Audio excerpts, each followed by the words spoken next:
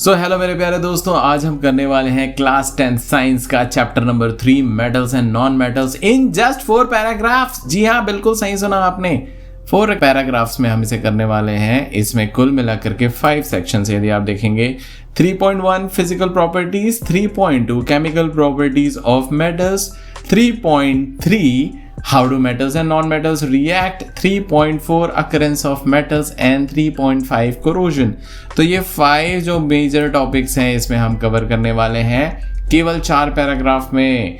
देखो, यदि आप अपनी एनसीईआरटी बुक को ओपन करोगे तो 3.1 में फिजिकल प्रॉपर्टीज को आप पढ़ोगे तो उसमें 3.1.1 मेटल्स है, जिसको आप पलटो activity 3.1, activity 3.2, activity 3.3, activity 3.4, activity 3.5 और एक्टिविटी 3.6। तो इतनी एक्टिविटी को यदि हम कंडेंस करें, ये पढ़ो। देखो, पढ़ने का समय तो एग्जाम आ गई है, पेपर है कल या बहुत जल्द आपका पेपर होने वाला है, तो इसको हम कैसे कंडेंस करेंगे, बहुत ही इंपॉर्टेंट। ये देखो, एक पैराग्राफ में मेटल एंड नॉन मेटल ये दोनों को हमने आपको कंडेंस करके दिया है। इसमें shiny surface and hardness, ductility, malleability, sonorous, ये जितनी भी मेटल की क्वालिटी है, और नॉन मेटल में कार्बन और सल्फर के बारे में, testing, conductivity and burning, iodine के बारे में जो इंपॉर्टेंट लाइंस हैं, लो मेल्टिंग पॉइंट जो इनका फीचर होता है, एसिडिक ऑक्साइड्स के बारे में, बेसिक ऑक्साइड्स के बारे में, ये पूरा 3.1 फिजिकल प्रॉपर्टीज एक पैराग्राफ में आपको करा करके दे दिया है, जो कि आपके लिए बहुत ज्यादा काम आने वाला है। 3.2 जो है वो केमिकल प्रॉपर्टीज ऑफ मेटल्स। देखिए, यदि आप वन शॉट लेक्चर देखना चाहते हैं तो ये पहले देखना बहुत ज्यादा जरूरी है, और यदि आप वन शॉट लेक्चर देख के आ चुके हैं तो भी ये रिकॉल करने के लिए बहुत अच्छा, बहुत इंपॉर्टेंट वीडियो है आपके लिए, जो कि आपको देखना चाहिए।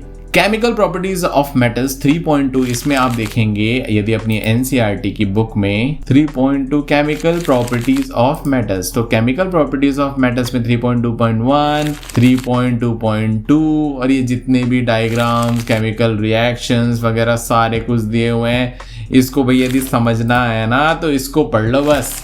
यहाँ पे जो मैंने दिया हुआ है 3.2.1 के बारे में, मेटल ऑक्साइड जब बर्न होते हैं तो क्या हो रहा था, ये एम्फोटेरिक एक वर्ड आया है इसमें, सोडियम और पोटेशियम के बारे में, रिएक्टिविटी के बारे में इसमें दिया हुआ है, एनोडाइजिंग के बारे में दिया हुआ है। तो ये 3.2.1 से रिलेटेड बिल्कुल क्रिस्प एंड क्लियर इन्फॉर्मेशन जो है वो आपको एग्जाम के पहले दे दी है यहाँ पर। 3.2.2 में what happens when metals react with water, इसमें भी बहुत ही शॉर्ट में अंडर 50 वर्ड्स आपको ये दे दिया है।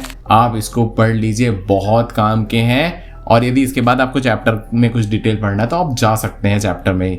तो ये एक आपको बोल सकते हैं गागर में सागर जैसी चीज आपको दे दी है। इसका 3.2.3 what happens when metal react with acids में एक एक्वारेजिया के बारे में है, और डिफरेंट रिएक्शंस हैं। यदि रिएक्शंस नहीं समझ में आ रहे तो आप ये सेक्शन पढ़ सकते हैं। उसके बाद 3.2.4 how do metals react with solutions of other metal salts, तो if a more reactive metal displaces a less reactive one from its solution. तो ये सब कुछ दिया हुआ है, आप इसको पढ़ लीजिए, एक आपको हेड स्टार्ट मिल जाएगा और ये सेक्शन आपका खत्म हो जाएगा। इसके बाद में 3.2.5 के बारे में रिएक्टिविटी सीरीज है, बहुत सारे फंडेस हैं रिएक्टिविटी सीरीज याद करने के, तो ये भी आपको बहुत शॉर्ट में यहाँ पर दे दिया है। तो ये खत्म होता है 3.2 सेक्शन। 3.3 जो है how do metals and non metals react. अब इसमें 3.3.1 और एक जनरल इंट्रोडक्शन है इसके बारे में, ये भी बहुत शॉर्ट में हमने बताया, जैसे कि flame colour, testing solubility and electricity conduction, molten state, इन सब के बारे में बहुत डिटेल में तो नहीं, बहुत शॉर्ट में बताया है। सोडियम के बारे में बताया है, तो आप इसको जरा पढ़ के देखिए, एनसीईआरटी से मिला करके देखिए,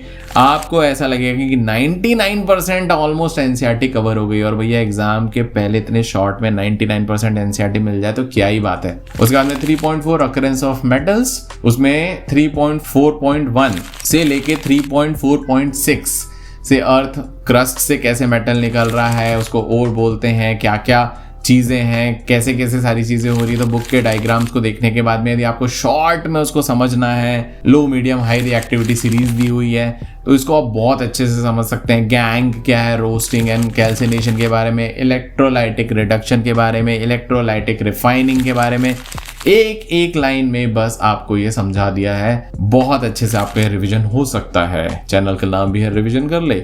उसके बाद लास्ट टॉपिक है कोरोजन। कोरोजन में आपको मेन कोरोजन के यहाँ पे कॉज दिए हुए बिल्कुल बुक से रिलेटेड है। अपने तरफ से हम बिल्कुल भी आपको ज्ञान देने के इच्छुक नहीं है। एनसीईआरटी को ही आपको फोकस कराना है, एनसीईआरटी को समझाने में, एनसीईआरटी को रिवाइज कराने का ही हमने बीड़ा उठा करके रखा है।